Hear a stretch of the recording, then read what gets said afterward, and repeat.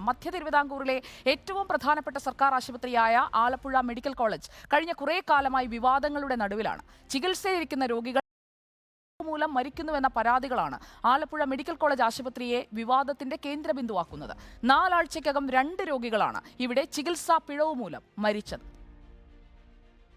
ആലപ്പുഴ പട്ടണത്തിലെ പരിമിതികളിൽ നിന്ന് വണ്ടാനത്തെ വിപുലമായ ക്യാമ്പസിലേക്കും സൗകര്യങ്ങളിലേക്കും പറിച്ചു നടുമ്പോൾ ആലപ്പുഴ മെഡിക്കൽ കോളേജ് ആശുപത്രിയെപ്പറ്റി വലിയ പ്രതീക്ഷയായിരുന്നു. തിരുവനന്തപുരം കഴിഞ്ഞാൽ ദേശീയപാത 66 ചേർന്നുള്ള ഏക സർക്കാർ ആതുരാലയം, സൂപ്പർ സ്പെഷ്യാലിറ്റി അടക്കം അത്യാധുനിക ചികിത്സാ സൗകര്യങ്ങൾ, കെട്ടിടങ്ങൾ എല്ലാമുണ്ട്. പക്ഷേ പരാതി ഒഴിയുന്നില്ല എന്നതാണ് അനുഭവം. അധികൃതരുടെ അനാസ്ഥ, ഡോക്ടർമാരുടെ നോട്ടക്കുറവ്, ജൂനിയർ ഡോക്ടർമാരുടെ മോശം പെരുമാറ്റം എന്നിവയാണ് ആശുപത്രിയെ നിരന്തരം വിവാദത്തിലാക്കുന്നത്. ആശുപത്രി അധികൃതരുടെ അനാസ്ഥയ്ക്ക് 4 ആഴ്ചയ്ക്കുള്ളിൽ 2 ഇരകൾ. പ്രസവാനന്ത ചികിത്സയ്ക്കിടെ അണുബാധയുണ്ടായ അമ്പലപ്പുഴ കരൂർ സ്വദേശിനി ഷിബിനയുടെ മരണമായിരുന്നു ആദ്യത്തെ സംഭവം. ഏപ്രിൽ 27-നാണ് 31-കാരിയായ ഷിബിന മരിച്ചത്. ബന്ധുക്കളും നാട്ടുകാരുമെല്ലാം പ്രതിഷേധവുമായി രംഗത്തിറങ്ങിയെങ്കിലും ഫലമുണ്ടായില്ല.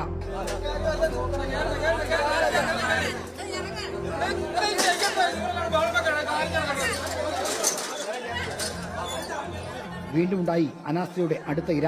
പക്ഷാഘാതത്തിൽ ചികിത്സ നേടിയെത്തിയ പുന്നപ്പുറ അഞ്ചിൽ വീട്ടിൽ ഉമൈബ രോഗം മൂർച്ഛിച്ച് ഇക്കഴിഞ്ഞ 15-ന് കോട്ടയം മെഡിക്കൽ കോളേജിൽ വെച്ച് മരിച്ചു. പക്ഷാഘാതത്തിന് പിന്നാലെ പനിയുണ്ടായ ഉമൈബയ്ക്ക് പിന്നീട് ന്യൂമോണിയ പിടിപെട്ടു.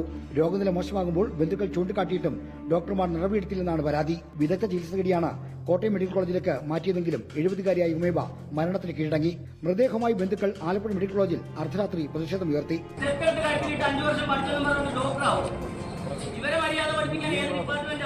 സൂപ്രണ്ട് റിക്വസ്റ്റ് ചെയ്യേണ്ടി വന്നു ICU കൊടുക്കാൻ. HOD അറിഞ്ഞില്ല. HODക്ക് അറിയാൻ വയ്യ. എന്റെ ഉമ്മാക്ക് ICUയിൽ കിടത്തണം, എവിടെ കിടത്തണമെന്ന് HODക്ക് അറിയണ്ടേ. ചികിത്സാ പിഴവ് മൂലം രോഗികൾ മരിക്കുമ്പോൾ ആഭ്യന്തര അന്വേഷണവും DME തലത്തിലുള്ള അന്വേഷണവും പ്രഖ്യാപിക്കുക പതിവാണ്. എന്നാൽ ഇന്നുവരെ ഏതെങ്കിലും മരണത്തിൽ ഡോക്ടർമാർക്കെതിരെ റിപ്പോർട്ടോ നടപടിയോ ഉണ്ടായിട്ടില്ല. ആശുപത്രി നടത്തിപ്പിൽ മതിയായ ഏകോപനമില്ലാത്തതാണ് പ്രധാന പ്രശ്നം. ആശുപത്രി വികസന സമിതി യോഗവും കൃത്യമായി കൂടാറില്ല. റിപ്പോർട്ടർ ആലപ്പുഴ. ആർ ശ്രീജിത്ത് ആലപ്പുഴയിൽ നിന്ന് നമുക്കൊപ്പം എത്തുന്നു. തത്സമയം R Sreejith, welcome to very good evening. ആലപ്പുഴയിലെ ചികിത്സാ പിഴവ് അത് ഈ തൊട്ടടുത്ത ദിവസവും സംഭവിച്ചു എന്നുള്ള യാഥാർത്ഥ്യം നമ്മുടെ മുന്നിലുണ്ട്. നമ്മൾ ആശുപത്രിയുമായി ബന്ധപ്പെടുമ്പോൾ, അധികൃതരുമായി ബന്ധപ്പെടുമ്പോൾ എവിടെയാണ് യഥാർത്ഥത്തിൽ ഇനിയും മുറുക്കാനുള്ള ആ ഒരു ഭാഗം നിൽക്കുന്നത്? എവിടെയോ എന്തോ പന്തികേടുണ്ട് എന്ന് വ്യക്തമാക്കുന്നതല്ലേ ഒരു സംഭവം ആവർത്തിക്കുമ്പോൾ അതിന് പിന്നിൽ അങ്ങനെയൊന്നും ഉണ്ടാകാനുള്ള ഒരു സാധ്യതയില്ലേ Sreejith? Sujiya, very good evening. ഇപ്പോൾ ഞാൻ നിൽക്കുന്നത് ആലപ്പുഴ മെഡിക്കൽ കോളേജിന്റെ പ്രധാന കവാടത്തിന് പുറത്ത് ഒരു പ്രതിഷേധ സ്ഥലത്താണ്. ഇവിടെ ഈ തുടർച്ചയായി ചികിത്സാ പിഴവ് മൂലമുള്ള മരണങ്ങൾ പതിവാകുന്ന സാഹചര്യത്തിൽ ജനകീയ ജാഗ്രതാ സമിതിയുടെ നേതൃത്വത്തിൽ ഇപ്പോൾ ഈ പ്രതിഷേധ പരിപാടി സംഘടിപ്പിക്കുകയാണ്. മുൻ MP ഡോക്ടർ KS മനോജിന്റെ അടക്കമുള്ള ആളുകളുടെ സാന്നിധ്യം ഇവിടെയുണ്ട്. ജനകീയ ജാഗ്രതാ സമിതി ഉന്നയിക്കുന്ന പ്രധാനപ്പെട്ട ഒരു കാര്യം ഈ ചികിത്സാ പിഴവ് മൂലമുള്ള മരണങ്ങൾക്ക് അറുതി വരുത്തണം. ആശുപത്രിയിൽ അത്യാഹിത വിഭാഗത്തിൽ സീനിയർ ഡോക്ടറുടെ സാന്നിധ്യം ഉറപ്പുവരുത്തണം. ആശുപത്രി രോഗി സൗഹൃദമാക്കി മാറ്റാൻ തുടങ്ങിയ കാര്യങ്ങളാണ് ഉന്നയിക്കുന്നത്. നേരത്തെ സുജയ് സൂചിപ്പിച്ച പോലെ ആശുപത്രിയുമായി ബന്ധപ്പെട്ടുള്ള പ്രധാനപ്പെട്ട പ്രശ്നങ്ങളും ഇതുതന്നെയാണ്. രോഗികളുടെ ബന്ധുക്കളടക്കം പ്രശ്നങ്ങൾ ചൂണ്ടിക്കാണിക്കുമ്പോൾ ഇക്കാര്യത്തിലൊന്നും സത്വരമായ ഇടപെടലിനോ അനുഭാവപൂർവമായ ഇടപെടലിനോ ഈ ആരോഗ്യ വിദഗ്ധർ തയ്യാറാകുന്നില്ല എന്നതാണ് പ്രധാനപ്പെട്ട പ്രശ്നം. അതോടൊപ്പം തന്നെ ആശുപത്രിയുടെ പ്രവർത്തനത്തിൽ ഒരു ഏകോപനമില്ല. മാത്രമല്ല ഈ കാര്യങ്ങളിൽ വേണ്ടത്ര സൗകര്യങ്ങൾ, ഇവിടെ മതിയായ സൗകര്യങ്ങളുണ്ട്. സൂപ്പർ സ്പെഷ്യാലിറ്റി അടക്കമുള്ള എല്ലാ സൗകര്യങ്ങളുമുണ്ട്. ഈ സൗകര്യങ്ങളെ ഉപയോഗപ്പെടുത്തി രോഗികൾക്ക് മെച്ചപ്പെട്ട ചികിത്സ നൽകാനുള്ള ഒരു തീരുമാനം, അത്രയും ഇടപെടൽ ഉണ്ടാകുന്നില്ല എന്നാണ് പ്രധാനപ്പെട്ട പ്രശ്നം. ഇപ്പോൾ നമുക്ക് ഈ ചികിത്സാ പിഴവുമായി ബന്ധപ്പെട്ട കാര്യങ്ങൾ ഇപ്പോൾ ഡോക്ടർ KS മനോജ് നമ്മളൊപ്പം ചെയ്യുന്നു. ഇവിടെ ഈ മെഡിക്കൽ കോളേജിൽ ചികിത്സാ പിഴവുമായി ബന്ധപ്പെട്ട പരാതികൾ പതിവാണ്. 4 ആഴ്ചക്കുള്ളിൽ 2 പേർ മരിച്ചിട്ടുണ്ട്.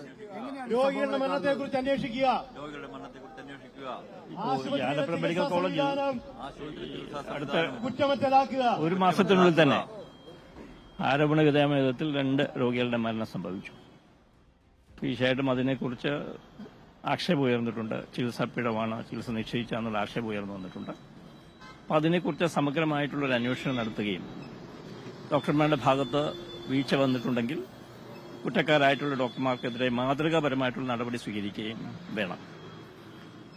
ആലപ്പുഴ മെഡിക്കൽ കോളേജിൽ ആലപ്പുഴയെ സംബന്ധിച്ച് ഈ സാധാരണക്കാർക്ക് വളരെയധികം ആശ്രയമായിട്ടുള്ള ഒരു സ്ഥാപനമാണ് ആലപ്പുഴ മെഡിക്കൽ കോളേജ്. പ്രത്യേകിച്ച് വളരെ സാധാരണക്കാർ, മത്സ്യത്തൊഴിലാളികൾ, കർഷക തൊഴിലാളികൾ, കയത്തൊഴിലാളികൾ, കെട്ടിട നിർമ്മാണ മേഖലയിൽ പ്രവർത്തിക്കുന്നത്, അങ്ങനെ സാധാരണക്കാർ ആശ്രയിക്കുന്ന ഒരു സ്ഥാപനമാണ് ആലപ്പുഴ മെഡിക്കൽ കോളേജ്. മറ്റു പ്രത്യേകത, ആലപ്പുഴ മെഡിക്കൽ കോളേജിൽ മറ്റ് സ്വകാര്യ സ്ഥാപനങ്ങളൊന്നും തന്നെ ഇല്ല. ആശുപത്രികളുടെ സംവിധാനങ്ങൾ തന്നെ ജില്ലയിൽ കുറവാണ്. അപ്പം അതുകൊണ്ട് തന്നെ സാധാരണക്കാരും ഇടത്തരക്കാരും ഒക്കെ ആശ്രയിക്കുന്ന ഒരു ആരോഗ്യ സ്ഥാപനം എന്നുള്ള നിലയിൽ അവിടുത്തെ സൗകര്യങ്ങൾ മെച്ചപ്പെടുത്തേണ്ടതുണ്ട്. കേവലം കുറെ കെട്ടിട സൗകര്യങ്ങൾ മാത്രം വന്നതുകൊണ്ട് കാര്യമായില്ല. ആലപ്പുഴയെ സംബന്ധിച്ച് ഒരു പ്രധാന വിഷയം അവിടെ ഒരു ആരോഗ്യ വിദഗ്ധൻ കൂടിയാണല്ലോ. അപ്പൊ അങ്ങ് കാണുന്ന പ്രധാനപ്പെട്ട ന്യൂനത ആലപ്പുഴ മെഡിക്കൽ കോളേജ് ഒരു പ്രധാന പ്രശ്നം അവിടെയാണ്. കെട്ടിട സൗകര്യങ്ങളുണ്ട്, ഉപകരണങ്ങളുണ്ട്, പക്ഷേ മാൻ പവർ ഇല്ല എന്നുള്ളത് ഒരു വസ്തുതയാണ്. അത് ഇത്രയധികം ആളുകൾ ആശുപത്രിയിലേക്ക് വരുമ്പോൾ അതിന് വളരെ പ്രതീക്ഷയോടുകൂടി ആളുകൾ വരുന്നു. ഈ കെട്ടിട സൗകര്യങ്ങളും ഒക്കെ കാണുമ്പോൾ വളരെയധികം സൗകര്യമുണ്ടെന്നുള്ള വളരെ പ്രതീക്ഷയോടുകൂടിയാണ് ആളുകൾ ഈ ആശുപത്രിയിലേക്ക് വരിക. അപ്പൊ അത്തരം പ്രതീക്ഷയോടുകൂടി ആശുപത്രിയിൽ വരുമ്പോൾ അവിടെ നിന്ന് അവർ പ്രതീക്ഷിക്കുന്ന സേവനം ലഭിക്കാതെ വരുമ്പോൾ തീർച്ചയായിട്ടും ഇതുപോലുള്ള പ്രതിഷേധങ്ങൾ അല്ലെങ്കിൽ വിഷമമുണ്ടാകാൻ സ്വാഭാവികം. സുജിയ, ഇപ്പോൾ ഡോക്ടർ കെ എസ് മനോജ്, അദ്ദേഹം ആരോഗ്യ വിദഗ്ധൻ കൂടിയാണ്. അദ്ദേഹം ചൂണ്ടിക്കാണിക്കുന്ന കാരണം ഇത്രയും അധികം രോഗികളെ ഉൾക്കൊള്ളാനുള്ള അടിസ്ഥാന സൗകര്യങ്ങളുണ്ട്, പക്ഷേ മാൻ പവർ ഇല്ല, മനുഷ്യ വിഭവശേഷിയുടെ അഭാവമുണ്ട്. അതാണ് ഇത്തരം വീഴ്ചകളും പ്രശ്നങ്ങളും ആവർത്തിക്കാൻ കാരണമെന്നാണ് അദ്ദേഹം ചൂണ്ടിക്കാണിക്കുന്നത്. ഓക്കെ, ആർ ശ്രീജിത്താണ് വിവരങ്ങൾ നൽകിയത്. ഇപ്പോൾ ജനകീയ ജാഗ്രതാ സമിതിയുടെ പ്രതിഷേധവും അവിടെ നടക്കുന്നത് തത്സമയം നമ്മൾ കണ്ടുകൊണ്ടിരിക്കുകയാണ്. അനാസ്ഥയ്ക്ക് ഒരു ഉത്തരവാദിത്തം പറഞ്ഞേ തീരൂ എന്നാണ് സമിതി ആവശ്യപ്പെടുന്നത്. ഡോക്ടർ